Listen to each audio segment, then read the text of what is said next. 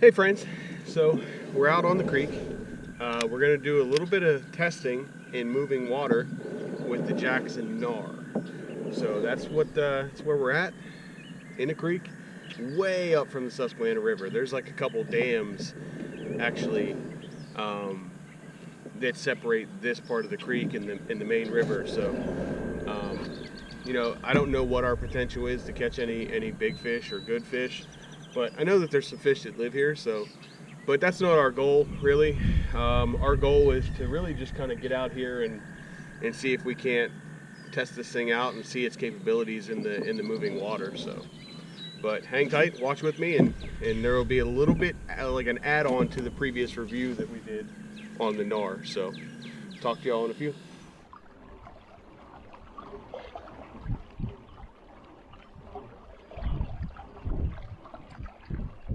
So we're averaging about 3 miles per hour going against the current. I mean, I could try to get 4.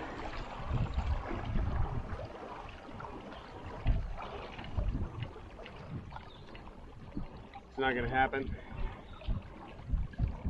But it's also moving pretty quick today through here, so.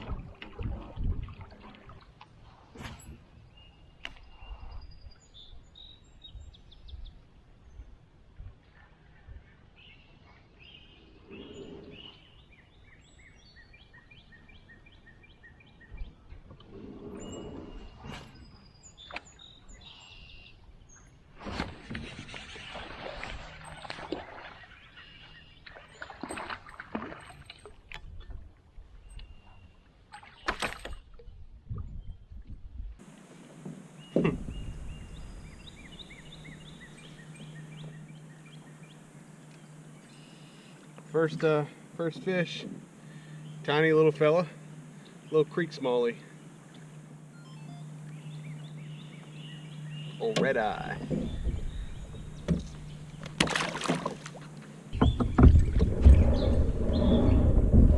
That first little fish, he has to live up here in the creek, because if he lived down in Susquehanna, that one would be catfish bait. Well, what am I talking about? 19, 20-inch fish are catfish bait at this point, but that one would for sure be catfish bait.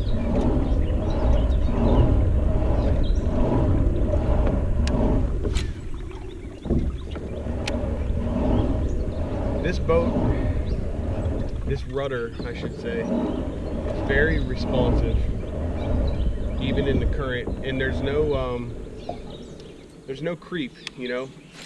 Sometimes you notice, like, if your rudder tension's not too tight, you get some creep where the rudder will start turning because of the water hitting it. Not getting that with this boat, or with this rudder, which is a good thing. You know, if you turn your rudder away, you want to move that way. You don't want it to creep back, so that's good. It's fast. Like I said, I don't think that anybody's going to be displeased with the speed of this boat. I was going at a very comfortable pedal. I was using my phone, a little GPS speedometer. I can't talk. But I was using my phone, and I had myself coming up current at 3 miles an hour, which that's not awful. You know, 3 miles an hour is not bad going up into the current.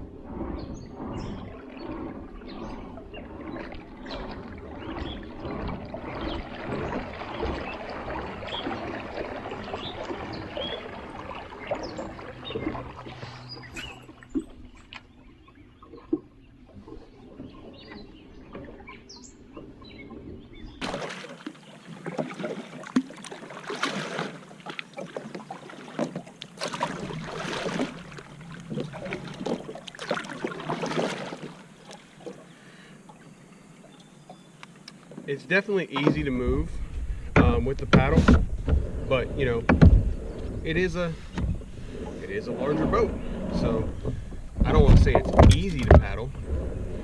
I'll say it's easier than a PA-14 to paddle, but it's definitely not an easy boat to paddle. Not at 37 inches wide and 140 pounds plus gear. It's not easy, but it paddles better than the PA-14. So, you know, there's that. You know, this isn't going to be a paddle craft. And to be completely honest, to a fault, this is my fault. I'm not a good paddler.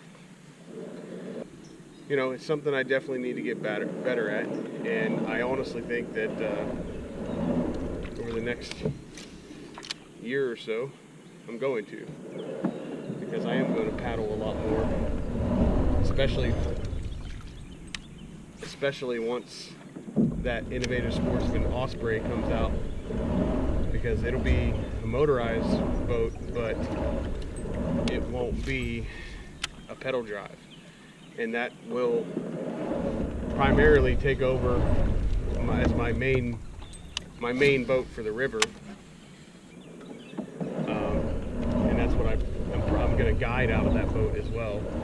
So I'll have 2 of those and 2 motors, and that's what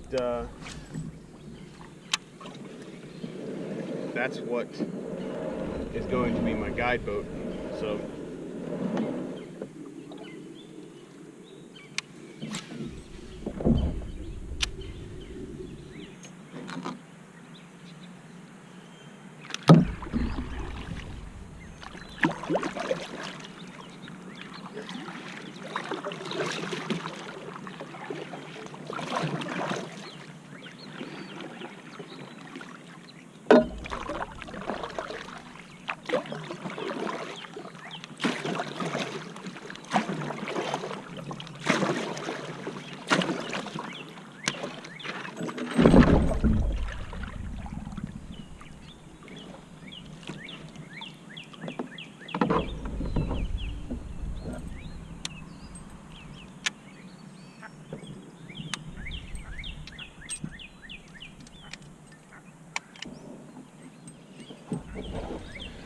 Alright, so what did we figure out?